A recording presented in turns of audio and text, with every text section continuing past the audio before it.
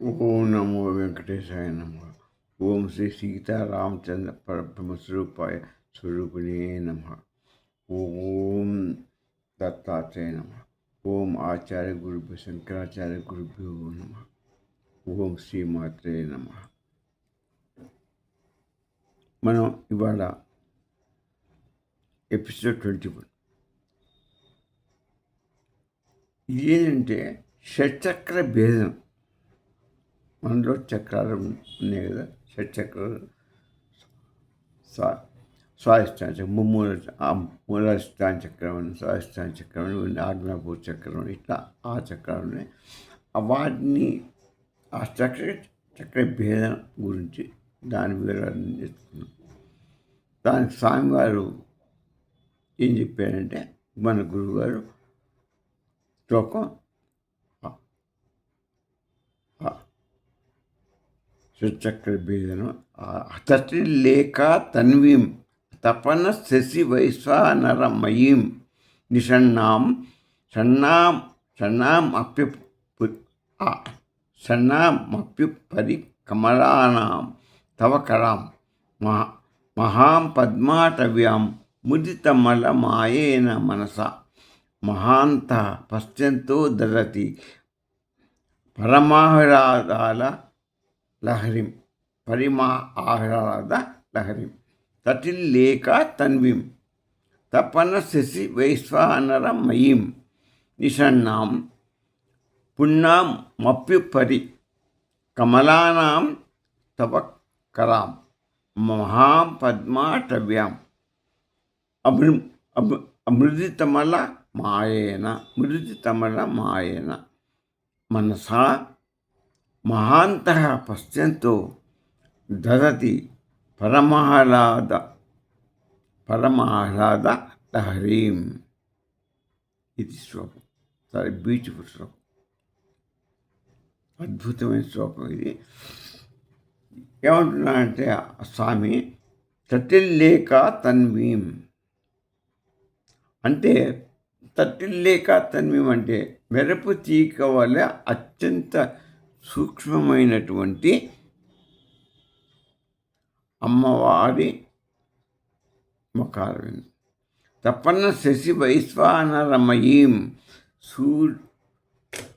ఆమె రెండు కన్నులు సూర్యుడు చంద్రుడు. తపన అంటే సూర్యుడు, శశి అంటే చంద్రుడు, వైశ్వానరు అంటే అగ్ని. ఈ మూడు శక్తులు ఏంటి?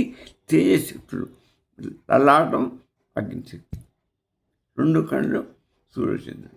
అంటే ఈ మూడు తేజస్సుని ఎవరికైనా ఇచ్చి, స్వామికి ఇచ్చినా, అమ్మకి ఇచ్చినా, అమ్మ మనకి ఇచ్చినా, ఎవరికి ఇచ్చినా, అది ఆ మూడే మనకు వెలుగుని ఇస్తాయి. సూర్యుడు వెలిగిస్తాడు, చంద్రుడు వెలిగిస్తాడు, అగ్ని కూడా వెలిగిస్తుంది.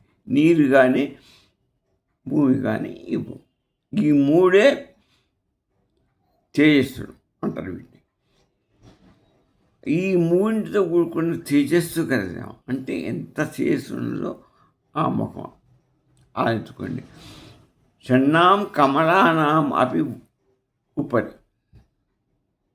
షణ్ణాం కమలానాం అపి ఉపరి అంటే మూలాధార చక్రం నుంచి షట్చక్రాల కంటే పైన ఉన్న లాస్ట్ చక్రం అయింది మహాపద్మ.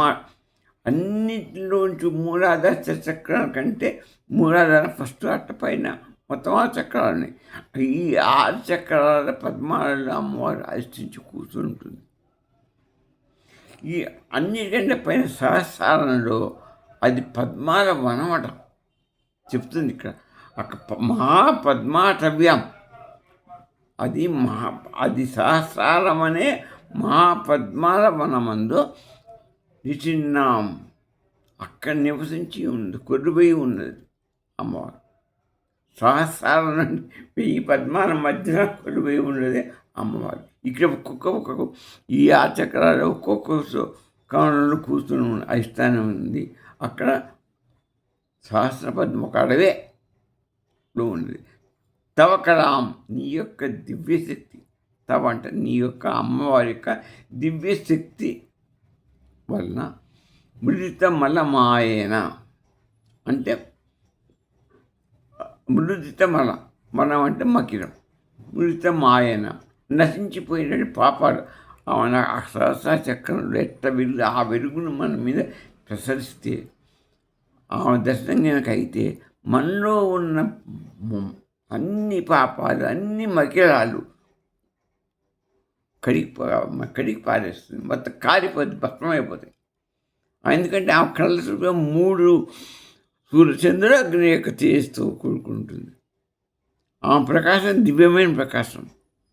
మనం మొట్టమొదటి అనుకుంటున్నాం స్వామి యొక్క చైతన్యం నుంచి ఆమె ప్రకాశమే శక్తి, ఆమె దేవి, ఆమె పరాశక్తి. అటువంటి ఆ సూర్యచంద్రుడు అగ్ని 3 శక్తులు ఉన్నాయి. ఆ 3 శక్తులతో ప్రకాశిస్తున్నాం ఆ మొకారవిందం. ఇక ఆ వెలుక్కు ఇంక ఏ మాడిపోక ఏ పాపాలు పాడిపోకుండా ఇంక మిగులుతాయి. ఆమె మొకారవిందం మన దర్శనమైన ఆ చూపులు మన మీద పడ్డ మొత్తం పాపాలు పోతాయి, కడిగి పారేస్తుంది,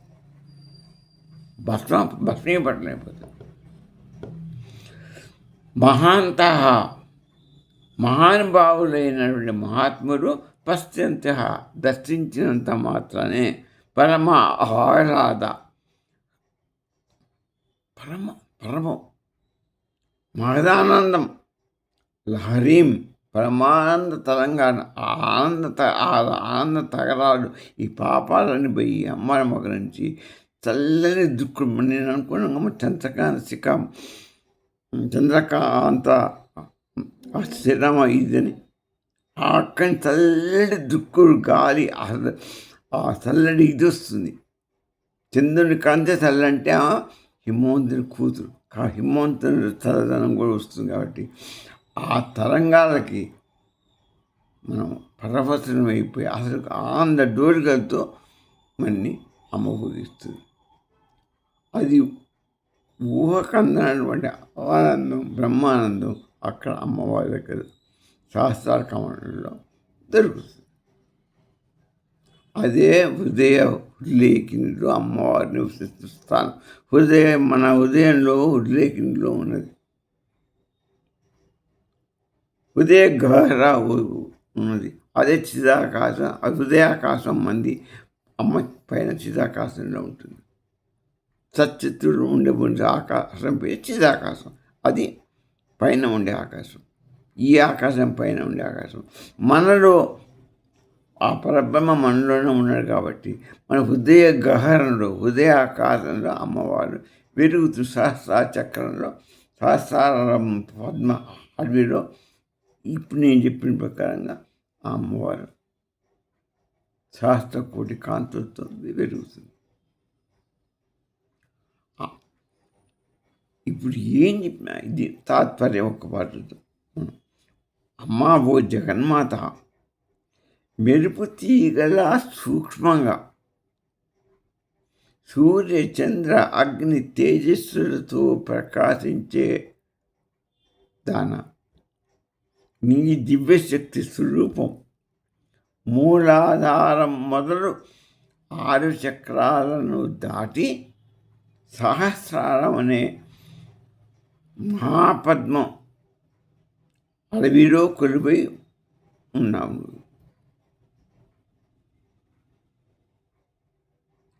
మనం మూలాధార చక్రం 6 చక్రాలు దాటి అమ్మవారు ఎక్కడుంది? సహస్ర పద్మాల అడవి, మహాపద్మాల అడవిలో సహస్ర చక్రంలో కూర్చొని పైన కొలువై ఉన్నదానా, నీ యొక్క కళ్ళు, నీ 3 శక్తుల వల్ల మా పాపాలన్నీ నశించిపోతాయి. నీ యొక్క చల్లని దృక్కులు చంద్రకాంత శిలామూర్తివి నువ్వు. దానివల్ల మాకు అసలు మాకు ఆనందం, అసలు అది బ్రహ్మానందం. దాన్ని పుట్టే ఆనందం అని బ్రహ్మానందం. అందుకనే చిదాకాశంలో ఉండేది బ్రహ్మానందం, మనలో ఉండేది ఆత్మలో ఉండేది ఆత్మానందం. మన ఆత్మదర్శనం అయితే మన ఆత్మానందాన్ని పొందుతాం. దీనికంటే బ్రహ్మానందం ఇంకా కొన్ని కోట్ల రెట్లు ఎక్కువ. ఆ ప్రకాశం ఎక్కువ, ఆ ఆనందం ఎక్కువ, అంతా ఎక్కువ అక్కడ. ఎందుకంటే సృష్టి 14 మొత్తం అఖండ సృష్టికి మొత్తానికి వెలుగుని ఇస్తున్నాము, ప్రకాశం ఇస్తుంది. అన్నిటికీ ఆమె చైతన్యాన్ని ఇస్తుంది. ఈ సృష్టి మొత్తాన్ని సృష్టించుకుంటూ చైతన్యాన్ని ఇచ్చుకుంటూ పరిపాలిస్తుంది. కాబట్టి ఎంత ఇదిగా ఉంటుందో మీరు ఆలోచించండి. తల్లి ఎంత కష్టపడుతుందో అసలు. మనందరినీ సృష్టిస్తుంది, పోషిస్తున్నది, మనకు ఇచ్చిస్తున్నది, పెంచుతున్నది, చివరికి లయం కూడా చేస్తుంది. ఆమె సృష్టి స్థితి లేక ఎట్లంటే ఈమె ద్వారా సృజించబడిన బ్రహ్మ విష్ణు మహేశ్వరికి శక్తి స్వరూపమై ఆమె కార్యకలాపాలను నిర్వహిస్తుంది. చేసేది వాళ్ళ పేరు మీద అమ్మవారు నడిపిస్తుంది. ఇప్పుడు మన శరీరం ఉంది, అమ్మ స్వరూప శక్తి వల్లనే మనం చైతన్యం అవుతున్నాం. చేసేది ఎవరంటారు? ఈ శరీరం చేసిందని అంటారు, ఈ కళ్ళు చూసినాయి అంటారు, మాట్లాడినా అంటారు, ఈ రామారావు ప్రవచనం చెప్పాయి అంటారు. కానీ నేనుగా చెప్పింది, ఈ శరీరం నాది కాదు. అమ్మవారు లోపల ఆత్మస్వరూపం, అది నాది. ఈ స్వరూపం శాస్త్రం కాదు, ఇది నేను కాదు. నాతోనే ఎట్టయితే ఇది చెప్పిస్తుందో, ఎలా చేయిస్తుందో, అట్నే త్రిమూర్తులలో ఉండి అమ్మవారు సృష్టి స్థితి లయకారాన్ని చేస్తుంది. మొత్తం సృష్టి లయ కార్యక్రమాన్ని చేస్తుంది. ఈ జగత్తును మొత్తం అమ్మ చైతన్యం, అమ్మ ప్రకాశం వల్లనే కదలాడుతున్నది, సృష్టించబడుతున్నది, పెంపొందించబడుతున్నది. అందుకొరకు నీకు అది నీకు మనకు తెలుస్తూనే ఉంది. మన అమ్మ ద్వారానే వచ్చాం. స్వామి బీజకర్త మాత్రమే. స్వామి నిశ్చలుడు, నిర్గుణుడు, నిత్యుడు, అంతవరకే ఆయన. ఆయన నిత్యుడు, ఎప్పటికీ ఉంటాడు. అఖండ కోటి నిత్యుడు ఆ చైతన్య స్వరూపం. ఆ చైతన్య స్వరూపంలోంచి అమ్మవారి స్వరూపం మాధాస్వం గొప్ప స్వరూపంతో బయటకు వచ్చింది. ఇక ఆయన అంతటితో ఓడిపెట్టాడు, అమ్మవారికి ఇచ్చేసాడు మొత్తం.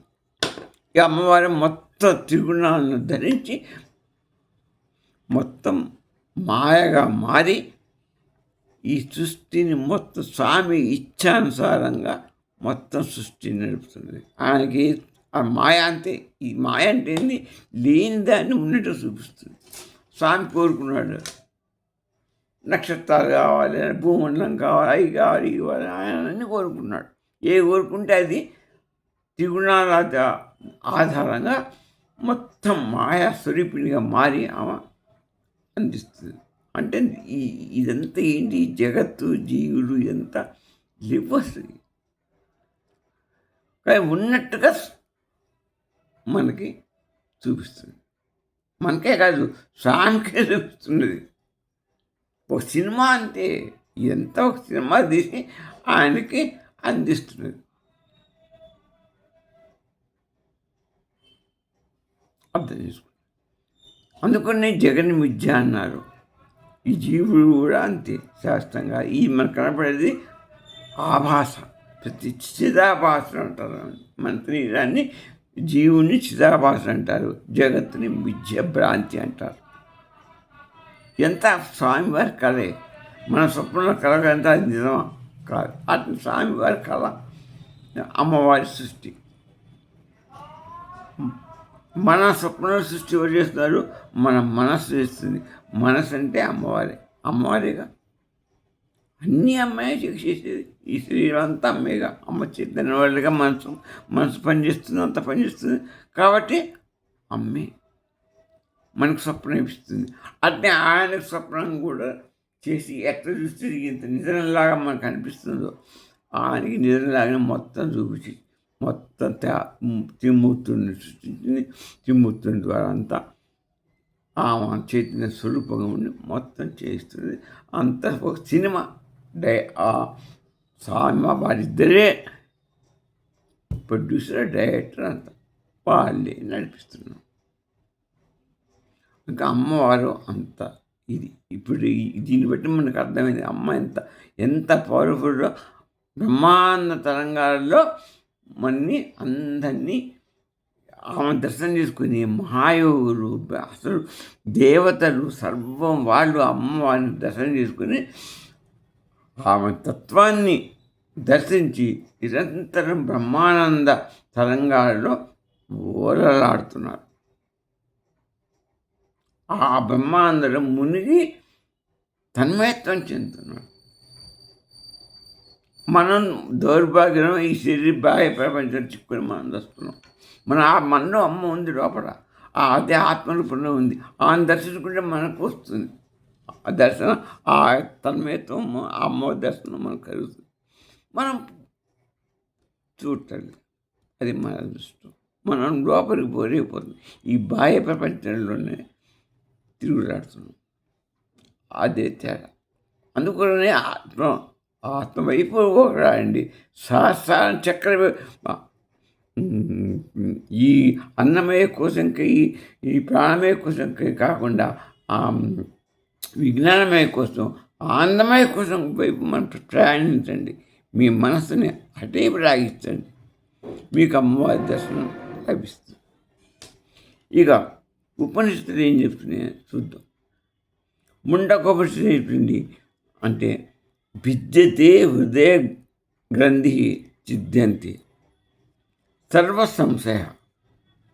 అంటే విద్యతే హృదయ గ్రంథి ఛిద్యంతే సర్వ సంశయ. హృదయ గ్రంథి భేదం సాధన ద్వారా మనం హృదయ గ్రంథిని కనుక భేదిస్తే అన్ని సంశయాలు మనకు తొలగిపోయి అమ్మవారి దర్శనం కలిగి నీకు ఆత్మసాక్షాత్కారం వస్తుంది. ఆత్మసాక్షాత్కారం వస్తే ఇప్పుడు నేను చెప్పినటువంటి బ్రహ్మానందం, ఆ దేవతలు వాళ్ళు ఎలాగైతే మహాయోగులు సందర్శించి ఇదవుతున్నారో నువ్వు ఆ తన్మయత్వంలోనే చెందచ్చు. ఇదే షట్చక్ర భేదనం. ఆ చక్రాలు వేయించి సహస్రారంలోకి నువ్వు అమ్మ దగ్గరికి ప్రవేశించు. నీ మనసునే సహస్ర చక్రం వైపు, చక్రాన్ని భేదించి సహస్ర చక్రం వైపు వెళ్ళు. సహస్ర చక్రంలో అమ్మ పద్మాల అడవిలో సహస్రాల మహాపద్మంలో కూర్చుంది. ఆ ఏ రూపంలో ఉందో ఇంతగా మనం చెప్పుకున్నాం. ఈ కఠోపనిషత్తు ఏం చెప్తుంది అంటే శరీరంలో ఉన్న నాడుల్లో సుషుమ్న నాడి ప్రధానమైంది. ఆ నాడి ద్వారా ప్రాణశక్తిని ద్వారా ఈ మనస్సుని సహస్రాన్ని చేర్చి అక్కడ లయింది, సహస్రారంలో లయింది. చేస్తే నీకు నిజమైన అమృతత్వం లభిస్తుంది, బ్రహ్మానందం లభిస్తుంది. అంతకంటే అదే మోక్షం, అదే సర్వస్వం అని కఠోపనిషత్తు చెప్పింది. అంటే వేదాలే ఉపనిషత్తులు అంటే వేదాంతాలు వేదాలు చెప్తున్నాయి. ఆదిశంకరాచార్య వారు ఏం చెప్పారు చూద్దాం. ఆయన వారు ఏం చెప్తారంటే అద్వైత సిద్ధాంత ప్రకారం ఈ షట్చక్రాల్ని అనేవి కేవలం మన శరీరంలో ఉన్న భాగాలు మాత్రమే. ఈ షట్చక్రాలు మన శరీరంలో అంతర్గత నిర్మాణం. దీన్ని దాటి అవి స్థూల శరీరానికి, సూక్ష్మ శరీరానికి, కారణ శరీరానికి అధిష్టానం ఈ షట్చక్రాలు. దీన్ని దాటి నువ్వు సహస్రాక్షరం, ఈ మూడు కారణాలు, ఈ మూడు కూడా మన జన్మలకు బంధనాలు. కానీ అందుకని దీన్ని దాటుకుని సహస్రారంలోకి నువ్వు మనస్సును చేస్తూ అక్కడికి చేరుకో, నీకు మోక్షం వస్తుంది. అదే హృదయ గంధి భేదిస్తే నీకు ఆత్మసాక్షాత్కారంలోకి వెళ్ళిపోతావు, సహస్రారంలోకి వెళ్ళిపోతావు. ఆత్మదర్శనం లభిస్తే నువ్వు ఇది సహస్రాచక్రంలో చేరుకుంటావు అని స్వామి చెప్పాడు. ఇకపోతే రమణ మహర్షి గారు కూడా ఇదే చెప్తారు. ఆయన కూడా ఎవరు చెప్పినా మన మంచికి, మన యొక్క బాగుకు చెప్తారు. ఆయన ఏంటంటే మనోనాశనం, మనస్సును నాశనం చెయ్యి. దేని విషయంలో? ఈ బాహ్య విషయంలో నువ్వు తిరగమాగదు. మనసు లయం చేయి. ఆత్మజ్యోతిని దర్శించాలని స్టాండప్ చేయి.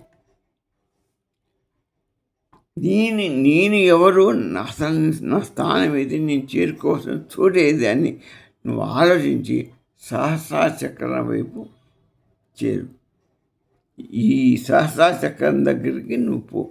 ఈ బాహ్య ప్రపంచంలో నా స్థానం కాదు, నేను ఉండవలసిన చోటు సహస్ర చక్రం, అక్కడికి చేరుకోవాలి అనే తాపత్రయం పెట్టుకొని నీ మనసును అక్కడికి డైవర్ట్ చేయి. నువ్వు నేనెవరు, అసలు నేను సహస్ర చక్రంలో ఉన్నవాడిని, నేను అహం బ్రహ్మాస్మిని, అయమాత్మా బ్రహ్మ, నా ఆత్మీ బ్రహ్మ. కాబట్టి నా ఆత్మదర్శనం నాకు కావాలి. ఆత్మదర్శనమే నేను అమ్మవారి దర్శనం. కాబట్టి నేను అక్కడ ఉండవలసినని నువ్వు సహస్ర చక్రం చేరుకో, సిద్ధిని పొందు అంటాడా స్వామి రమణానంద గారు. ఇదే 3 మతాలు కూడా చెప్పినాయి ఇవి. స్వామి ఏం చెప్పాడు? శంకరాచార్య అద్వైతం ఏం చెప్తున్నాయి? జీవాత్మని పరమాత్మతో పూర్తిగా ఐక్యం చెయ్యి. అది సహస్ర, అప్పుడు నీకు ద్వైత భావం ఉండదు. అద్వైతం ఒక్కడే ఉంది, పరబ్రహ్మం ఒక్కడే ఉన్నాడు. ఆ పరబ్రహ్మంలో లీనంగా నీకు బ్రహ్మానందం వస్తుంది. విశిష్ట అద్వైతం ఏం చెప్తుంది? ఆ పరమాత్మని భక్తి ప్రపత్తితో పూజిస్తే నీకు ఆయన అనుగ్రహం కలిగి, అమ్మవారి అనుగ్రహం కలిగి నువ్వు ఆయనతో తాదాత్మ్యం చెందుతావు. ఆ దివ్యలోక అనుభూతిని పొందుతావు అని వాళ్ళు చెప్తారు. ఈ ద్వైతం వాళ్ళు ఏమంటారు? జీవుడు వేరు, విష్ణువు వేరు. ఆయన అనుభక్తి ప్రపత్తులు ఆయన 24 గంటలు ధ్యానిస్తూ కొలుస్తూ ఉంటే ఆయన అనుగ్రహం ఇస్తే అమ్మవారి అనుగ్రహం లభిస్తుంది. అమ్మవారి అనుగ్రహం ఇస్తే అమ్మవారి దేవి చరణాల ముందర నువ్వు భక్తి తన్మయత్వంతో తరించు అంటారు వాళ్ళు. ఇది పరమతత్వం. అంటే ఏంటి మనకు తెలిసింది? దీనివల్ల నీ చక్రాలు అనేవి నీ లోపల ఉంది. ఈ శరీర భాగాలకు సంబంధించి, శరీరాన్ని బట్టి స్థూల శరీరం, సూక్ష్మ శరీరం, కాన్సర్ సంబంధించి వీటిని దాదుకొని సహస్ర చక్రంలో అమ్మవారి కొలువు అయింది. ఇక్కడ ఉంది ఈ చక్రాలు కూడా అమ్మ కొలువు అయింది. మన శరీరం మొత్తం అమ్మ ఉంది. కానీ చేరుకోవాల్సింది ఇది కాదు. ఇది ఈ స్థూల దేహాన్ని చైతన్యం చేయటానికి పనిచేస్తుందమ్మ, చైతన్యం ఇస్తుంది దీని వరకే. కానీ అసలు స్వరూపం ఆమెది చిదాకాశం, అసలు స్థానం హృదయాకాశం. ఆమె నీలో హృదయాకాశంలో ఉంది, చిదాకాశంలో అసలు పైన ఉంది. నువ్వు చేరుకోవాల్సిన స్థానం చిదాకాశం, నీలో ఉన్నది ఆత్మలో ఉంది హృదయాకాశం. హృదయాకాశం చేరుకుంటే చిదాకాశం చేరుకుంటే, చిదాకాశం చేరుకున్నావు అంటే హృదయాకాశంలో చేరుకుంటా. హృదయాకాశంలో హృదయ గంధిని భేదించి సహస్ర చక్రం, అది సహస్ర చక్రం అంటే ఆత్మదర్శనం అయితే నీవు ఈ ఆ చక్రం దాటి సహస్ర చక్రంలో భేదించుకుని పోతావు. ఎక్కడికి? చిదాకాశంలోకి వెళ్ళిపోతావు. అక్కడ ఉండేది అమ్మవారు అయ్యేవారు తప్ప ఏమి ఉండదు. అక్కడ నీళ్ళు వాళ్ళు సాకారంలో ఉండరు, నిరాకారంలో ఉంటారు. అక్కడ అద్భుతమైన కాంతి ఉంటుంది. అద్భుతమైన అది కాంతితో ఏమిటో మనకు తెలియదు. మనకు ఆ స్థితి ఏంటో తెలియదు. మనం కూడా అక్కడికి ప్రకాశం, అమ్మ ప్రకాశం ఉంటుంది. నీకు బ్రహ్మానందం లభిస్తుంది అంతే. అక్కడ నీకు ఏమీ తెలియదు. ఒక ఆనందం అనేది ఒక్కటే, నిశ్శబ్దం ఆనందం. ఎవ్వరూ ఉండరు అక్కడ. ఈ సహస్ర చక్రం వేయించుకొని వెళ్ళిపోతే అక్కడ చేరుకుంటాం. ఆ ప్రశాంత వాతావరణంలో, ఆ చిదాకాశంలో అమ్మని దర్శించుకుంటూ, స్వామిని దర్శించుకుంటూ బ్రహ్మానందాన్ని పొందుతాం. స్వస్తి.